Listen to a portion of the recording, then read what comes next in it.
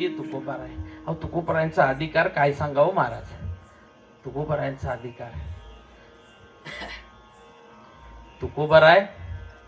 आता आपण ज्याच्याविषयी बोलत होतो ना, नाही त्या यमासी करुणा, अहो त्याला सुद्धा कामाला लावणारा हा देहूचा मालक होता. बरं, या देहूच्या मालकाने त्याला सुद्धा कामाला लावला. कुणाला? आता आपण ज्याच्याविषयी बोलत होतो तो काळ, नाही त्या यमासी करुणा, असं ज्याच्याविषयी बोलत होता ना त्याला कामाला लावलं. कसं लावलं? काळ गुलाम सलाम करी आणि तुकया घरी राबत. ते तुकोबाराच्या घरी कामाला होतं. कोण? का आपलं यम. म्हणून बाबा तुकोबार आहे. अहो नुसतं तुकोबारांचं नाव घेतलं की त्याला थर काप सुटत होता. त्याला कारण ही संतांची पावरच आहे महाराज, ही संतांची पावरच आहे. म्हणून तर त्यांना संत म्हणतात ना. आणि आपण सगळे लोक, तुम्ही त्यांना मनुष्य म्हणून समजू नका बरं. आणि जे मनुष्य म्हणून समजत असतील ना, मी तर म्हणतो त्यांचं अज्ञान आहे. कारण संत संत माणसासारखे नव्हतेच महाराज. संत मग तुम्ही म्हणाल मग नेमके होते कसे? हो, तिला सुद्धा माहिती आहे, खरंच नव्हते. मी पोकळ बोलणार नाही, पुरावा आहे. संत नवती जगा माणसाच्या सारखे. संत जगात माणसासारखे नव्हते. म्हणले मग का नव्हते? अरे ज्याप्रमाणे संपूर्ण नद्यांनी हा समुद्र बनलेला आहे, बरोबर आहे की नाही? समुद्र आपोआप आहे का? चला बुवा, 2-4 राजस्थानी मिळून बोलून घेऊ, 2-4 क्रेन लावून घेऊ आणि आपल्याही गावाला एखादा समुद्र बनवून टाकू. चालेल का? होईल का तो? नाही बरं. समुद्र हा कशाने बनतो? समुद्र नदी नव्हे पैगा पाषाण म्हणू नये लिंगा. अरे भगवान शिवाचं जे लिंग असतं ना ते पाषाणाचंच असतं, पण त्याला पाषाण म्हणण्याची चेष्टा करायची नाही. जरी पाषाणाचा असेल पण ती पाषाण नाही, तो स्वयंभू महादेव आहे. तसं संत जरी माणसासारखे दिसत असतील आडामासाचे, पण संत नवती जगा माणसाच्या सारिखे. का? अरे कर्तुम अकर्तुम अन्यथा कर्तुम या तिघही शक्त्या संतांजवळ होत्या.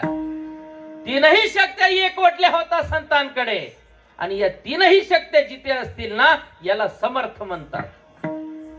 याला समर्थ म्हणतात. आणि ते समर्थ काय करतात माहितीये का तुम्हाला? अरे जे भगवंताला जमलं नाही, जे देवालाही जमलं नाही, ते माझे संत करतात. म्हणून तर समर्थ आहेत. कसं सांगू तुम्हाला? देवाने सगळं केलं. हो, देवाने सगळं केलं, पण संत सांगतात आम्ही त्याच्याही पलीकडे थोडस केलं. कशाप्रमाणे? एक दृष्टांत आठवला, ऐका. देव ब्रह्मदेवाच्या मध्यात येत नाही. ब्रह्मदेवाच्या जे सृष्टीचे जे चक्र आहे, यात भगवंत पडायच्या भानगडीत नाही. मला सांगा, कर्तुम अकर्तुम आणि अन्यथा कर्तुमचं जर का उदाहरण पाहिलं तर पूर्वीच्या काळी आपल्याला सगळ्यांना दृष्टांत ज्ञात आहे. फक्त एक दिग्दर्शन म्हणून सांगतोय. त्या राजाची मुलगी ज्या वेळेस उपवर झाली, उपवर झाल्यानंतर आता हिचं लग्न करायचंय. का? की आयुष्यभर मुलगा म्हणून घरात वागली. पण होती कोण? मुलगी होती. आता आपलं लग्न होईल आणि आपलं संपूर्ण पितळ उघड पडेल. म्हणजे आपलं सगळं सत्य जगासमोर येईल. आणि काय गंमत होईल महाराज? माझा पिता न मला ठेवणार आणि ना माझ्या आईला ठेवणार. आमचा दोघांचाही वध माझा पिता करणार. म्हणून आता राहायचं नाही. आता दिसू नये जना या न्यायाने निघाली. कुठे निघाली? आता आपल्याला आयुष्य संपवायचंय. या न्यायाने ती मुलगी निघाली. जाता जाता जंगलात चालता चालता चालता तिच्या कानावर एक आवाज आला आणि तो आवाज माझा ज्ञानोबारायांचा होता. विठ्ठल विठ्ठल विठ्ठल. किंवा पांडुरंगे येई वो पांडुरंगे, जीवाते जीव लगे येई वो पांडुरंगे. या न्यायाने तो कानावर आवाज आला. म्हणले आता तर देह ठेवायचा आहे, पण जाता जाता कोण जातंय म्हणून बघू. तर दिंडी जात आहे आणि दिंडी जात असल्यानंतर ती मुलगी जवळ गेली. आता जायचं, आता आयुष्य तर संपवायचंय. जाता जाता ज्ञानोबरायांचं दर्शन घेऊ.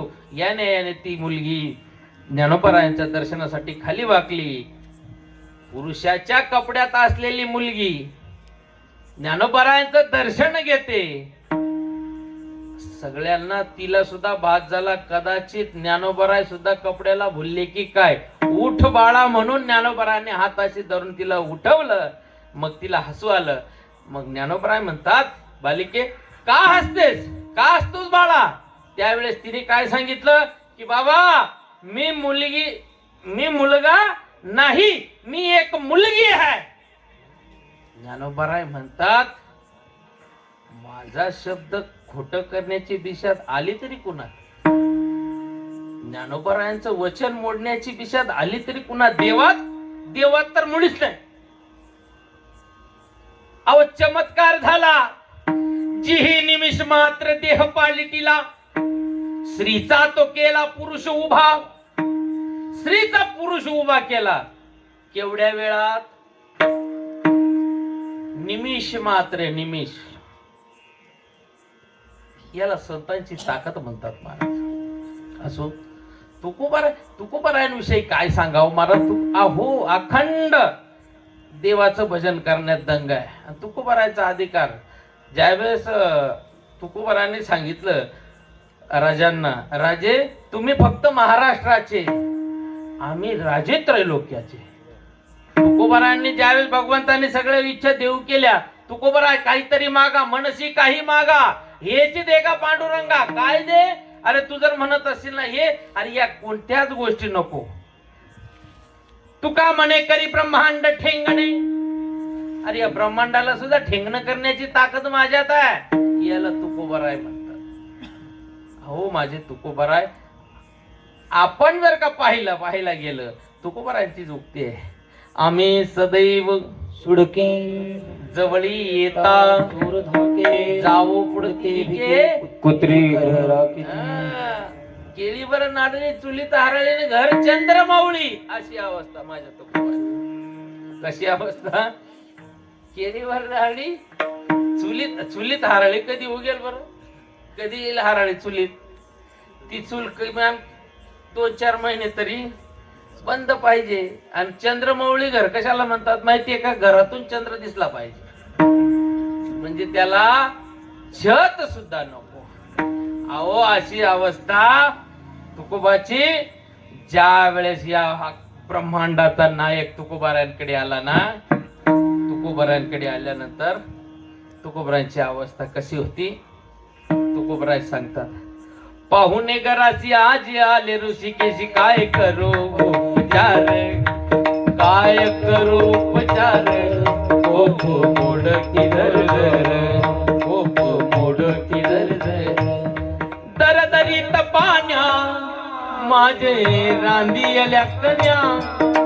मोडक्याच्या बाजा वरी वाकळात देता, काय करू उपचार. कोप मोड किधर काय करू उपचार, काय करू उपचार. कोप मोड किधर काय करू उपचार. कोप मोड किधर. अरे देव घरी आल्यानंतर, देव घरा आल्यानंतर काय झालं तुकोबाराय म्हणतात. पाहुणे घराशी आजी. कोण आलं, आजी आले ऋषिकेशी. स्वतः भगवान परमात्मा पाहून आला. काय करू उपचार. अरे देवा तुला काय मी पंचपक्वान्न बनवू बरं. काही नाही रे माझ्याकडे, आम्ही सदैव सुडकी. बाबा आमच्याकडे काहीच नाही रे, तुला काय देऊ. दरदरीत पाण्या माझी रांदियल्या कन्या. माझ्या जिजाईने काय करावं, अरे पातेल्या भर पाण्यात एक मुठभर कन्या सोडाव्या. त्या मुठभर कन्या घेऊन सुद्धा माझा देव तृप्त झाला. हो तृप्तीचा डेकर दिला. हं? बसायला देवाला टाकायला काय नव्हतं. मोडक्या त्या बाजात बाज होती. बाज बाज म्हणजे आपल्या भाषेत खाट. मोडकी होती, मोडकी खाट. ती टाकली वरी वाकळा त्या शेजात. आपण काय करतो, जर पाहुणे आली घरी, आपण चांगले चांगले बेडशीट दाखवतो आणि कामाच्या सगळ्या गोधड्या लपवतो. असंच आहे ना. माझ्या तुकोबराकडे फाटकी गोधडी होती. माझी गोधडी झाली जुनी. इथं नाही लावायची, फक्त शब्दशा लावायची होती. ती गोधडी वेगळी आहे. हिला हो शिवणे आना कोणी, ती वेगळी. आपल्याला फक्त शब्दशा. वाकळा त्या शेजा. अरे तिथं देवाला बसवलं, दरदरीत पाण्या माझी रांदी येल्या का या खाऊ घातल्या तरी माझा देव तृप्त झाला. तुकोबराय म्हणतात की हे देवा, आता पोटभर जेवण झालं ना, आता एक काम कर, चल थोडीशी शेत पावली करू म्हणले आणि जाता जाता समोरच्या टपरीवर तुला चांगलं मसाला पान खाऊ घाल. असंच आहे ना. आपल्याकडे असं असतं की नाही, पाहुणे बिवणे व्याई बी आले, जेवण झालं नाही, आमच्याकडे बडीशोप वाटतात. सांगून पाहिले मी, चाललं तर चाललं बस. पण विड्याची पद्धत आहे बर का. विडा खावा अण्णा, मी विरोधात नाही बर का, अण्णा माझ्याकडे पाहावा लागा.